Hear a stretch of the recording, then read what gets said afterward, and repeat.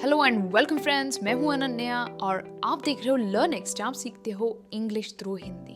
आज का लेसन हमेशा की तरह बहुत इंटरेस्टिंग होने वाला है क्योंकि आज जो मैं आपको सिखाऊंगी उससे आप इंग्लिश काफ़ी फ्लुएंटली बात कर पाओगे। आज के इस लेसन में हम सीखेंगे एक्सप्रेशंस विथ मल्टीपल मीनिंग्स, यानी कि अगर आपने एक फिक्स्ड इंग्लिश का एक्सप्रेशन सीख लिया तो आप उसे मल्टीपल मीनिंग्स के साथ यूज़ कर सकते हो। यानी कि हम एक बहुत ही छोटा सा फ्रेज उठाएंगे और उसके अलग अलग मतलब देखेंगे इन डिफरेंट कॉन्टेक्स्ट, यानी अलग अलग सिचुएशंस में आप उस एक्सप्रेशन को यूज़ कर सकते हो। है कि नहीं इंटरेस्टिंग? चलिए शुरुआत करते हैं। आज के इस लेसन के लिए मैंने 3 फिक्स्ड फ्रेजेस उठाए हैं, मेक इट, रन ओवर और पिकअप। ये तीनों फिक्स्ड फ्रेजेस है और बहुत ही शॉर्ट फ्रेजेस है, पर इन 3 फ्रेजेस के साथ 3 फ्रेजेस मिलकर हम इनके अलग 15 मीनिंग्स देखेंगे। मतलब आप 15 अलग अलग कॉन्टेक्स्ट में इन्हें यूज़ कर सकते हो। तो चलिए शुरुआत करते हैं। हमारा सबसे पहला फ्रेज है मेक इट।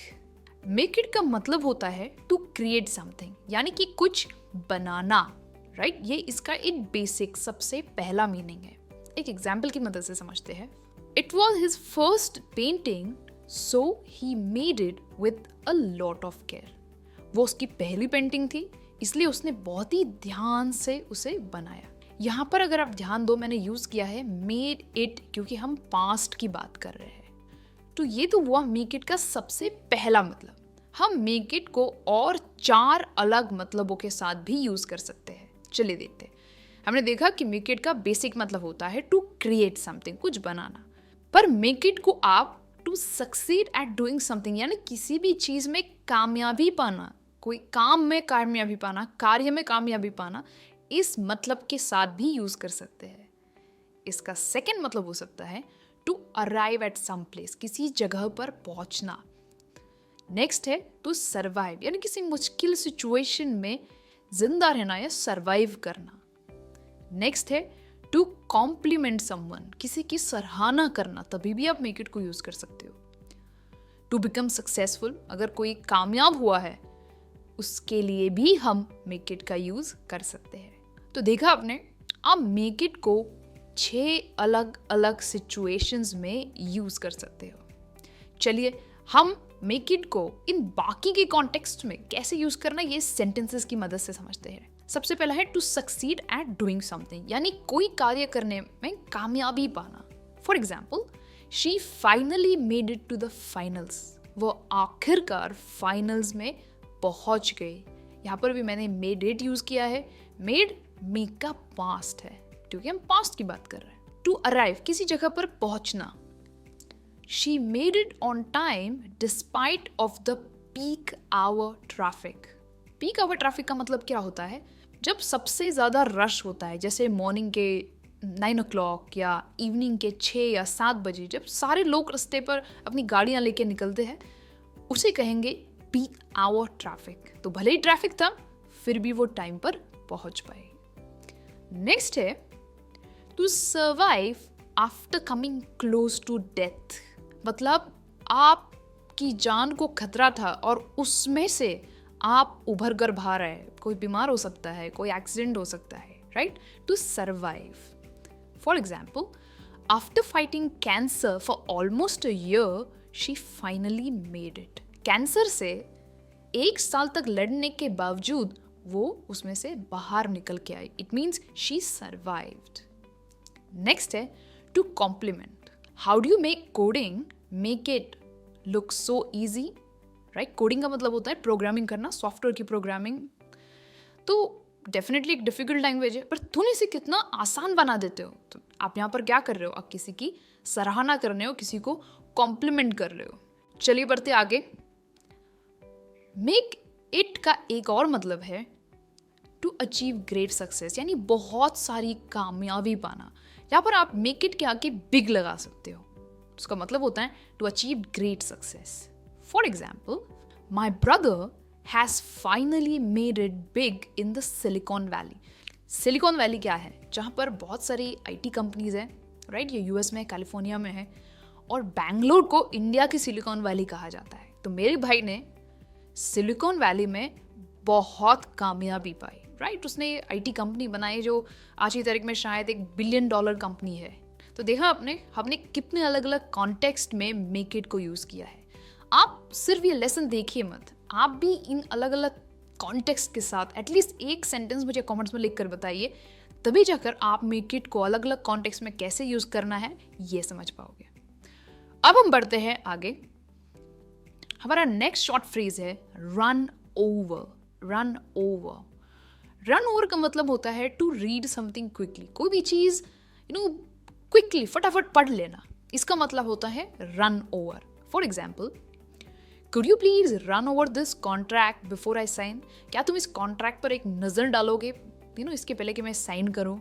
इसी का मतलब होता है रन ओवर। और जैसे कि मैंने बताया कि हम रन ओवर को अलग अलग कॉन्टेक्स्ट में यूज़ कर सकते हैं। इसके दूसरे मतलब है to knock a person with your car. किसी को अपनी गाड़ी से उड़ा देना, तभी भी आप कहते हो रन ओवर। या आपने न्यूज़पेपर में पढ़ा होगा।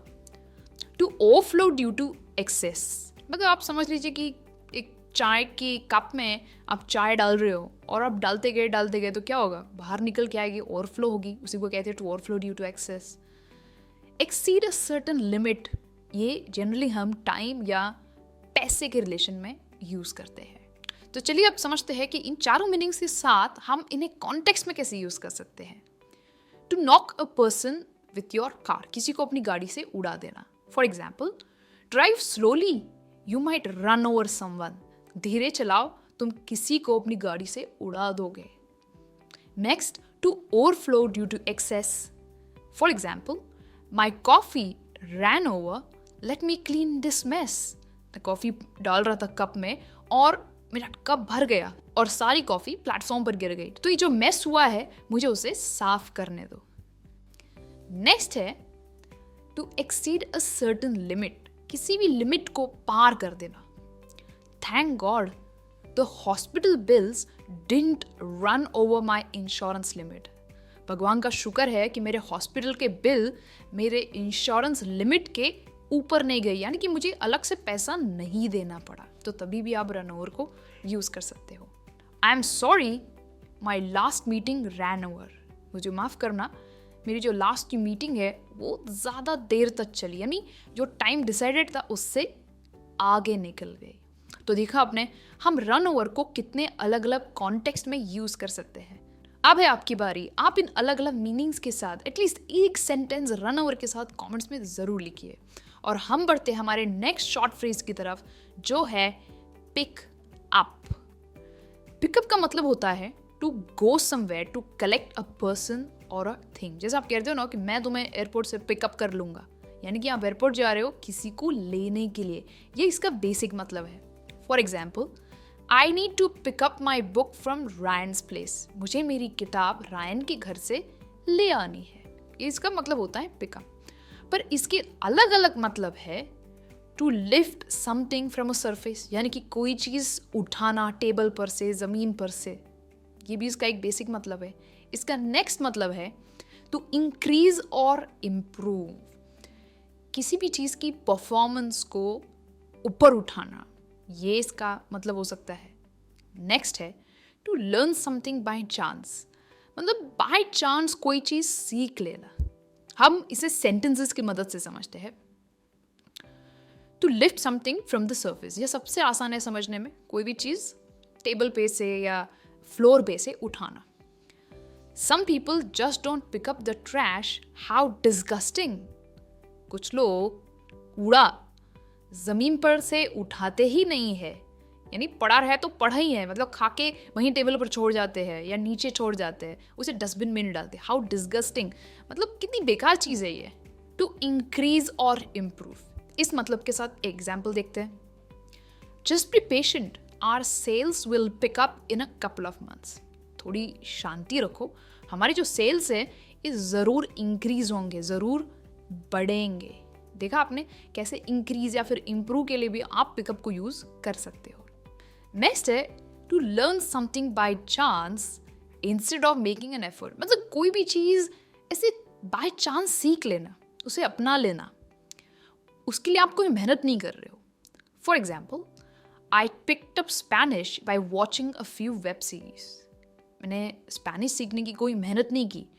मैंने ऐसी वेब सीरीज़ देखते देखते मैंने काफ़ी सारे फ्रेजेस सीख लिए. और इस तरह से आप इंग्लिश भी सीख सकते हो, मूवीज़ के थ्रू, पॉडकास्ट के थ्रू.